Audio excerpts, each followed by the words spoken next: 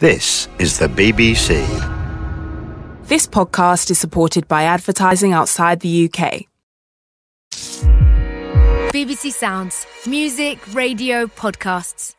Hello, I'm John Wilson. You're listening to Front Row, an arts and culture podcast from BBC Radio 4.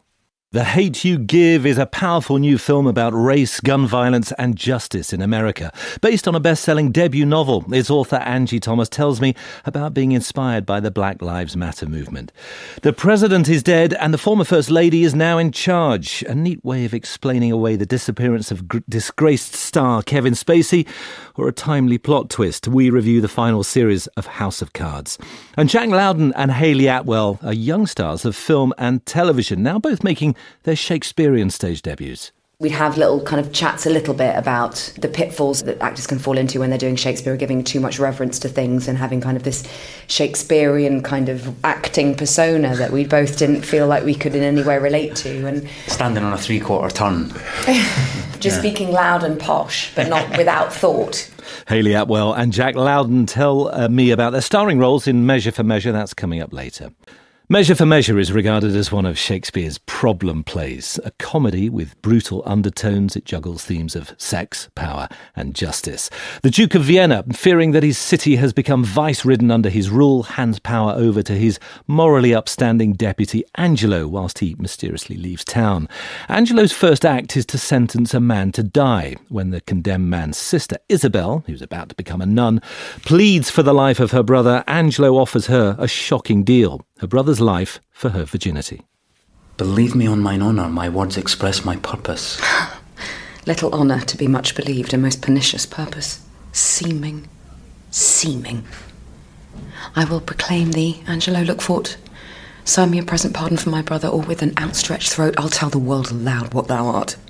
And who will believe thee, Isabel? My unsoiled name, the austereness of my life, my vouch against yours, my place in the state will sow your accusation o'er way that you shall stifle in your own report and smell of calumny. I have begun, and now I give my sensual race the rein. Fit thy consent to sharp my appetite by yielding up thy body to my will, or else your brother must not only die, but thy unkindness shall his death draw out to lingering sufferance. Answer me tomorrow, or by the affection that now guides me most, I'll prove a tyrant to him. And as for you, say what you can. My false o'erweighs your true. Jack Lowden and Hayley Atwell in a new production of Measure for Measure, directed by Josie Rourke at the Donmar Warehouse in London. In this version, the play is performed twice and the roles are reversed. The first half is set in 1604 and the second in 2018, this time with Isabel as a powerful woman demanding sexual favours and Angelo begging for the life of his brother. At a time when sexual abuse by powerful men has become one of the defining issues of the day, does this twist on Measure for Measure make it more or less problematic as a play? I met Hayley Atwell and Jack Lowden in a rehearsal room at the Donmar. I think this is an idea that Josie had a few years ago, before the Me Too movement happened. The idea that she was thinking of at the time was, why or how does it feel or come across as different when a woman says certain things versus a man says certain things? And it's more of kind of an exploration of that, really, and an exploration of power and how gender can affect our understanding of what power is, or structures of power. We're not kind of hitting the audience on the head with this is what we think and feel, you should think or feel, but it's more of opening up a conversation. But if that reversal raises questions rather than offers answers, what does it do for your understanding of the gender politics of the play? My feeling is that I get to play both roles. I get to play the abused and the abuser, and that one gender over the other in this is part of a big conversation that I just don't think that we'll be able to answer in a lifetime. I do, though, feel that there's the capacity in men and women for good and bad, and I like that opportunity as an actor to explore both sides of kind of the human condition in one night. And it's a great payoff. Like the criticisms of Isabel in the phase one tend to be, for a modern day audience especially, going like, oh, just sleep with him, he's saying I will kill your brother. And also, why does it feel different because she's a nun? And the answer is often yes, it does. Why is that? Should it? And why does it feel different when it's a man that's being asked to sleep with a woman, otherwise the brother will be executed? It just oddly feels instinctively quite different, and it feels almost like a different play. And Jack, if you're playing two versions of Angelo, has it offered new questions about the debate for you? I'm not technically playing two versions of Angelo. I am playing two completely separate characters. It can be called the abuser and the abused, but then when you see it up on its feet, of course you get into, is the abuser because they are abused by something in their past or by the position that they're in? So I absolutely doesn't answer these questions, and that is not our job and was not our aim. That is your job. But within the flipped version of the story, given that Isabella goes from chaste nun to sexual predator, it's kind of out of step with the current Me Too debate. How do you approach that in terms of the politics today? Yeah, well, I would say the kind of the fundamental character in this, in terms of what happens with the plot, is the Duke. And the Duke is this kind of evil genius mastermind that is enabling everything to unfold. He knows what Angelo, or the deputy, wants to do to this novice. And at no point does he stop this. And in fact, he's creating this kind of web of corruption and deceit and lies. And so I suppose that issue that you're bringing up, kind of controversial idea that's kind of what we're contributing to the Me Too movement, is actually going, the system itself is broken. So the system itself has created this corruption. So you have kind of a rotten egg being the deputy in this system, which is enabling this to happen. At the end of the play, there are no lines given to Isabella when the Duke reappears and, despite being appalled by Angelo's behaviour, then propositions her. How did you approach that scene? Yeah, it's considered a masterstroke of Shakespeare that you have a character of Isabel who is so articulate and such a force of nature that to render her silent at the end is fascinating, is what a lot of scholars kind of think about. In earlier productions, because it was considered a comedy, and the definition of Measure being comedy was very much based on the fact that by the end things are tied up and it ends in marriage. But there's no stage direction, no line for the audience or for the reader of the play to know what Isabel's response is. So sometimes she happily takes his hand and goes off with him.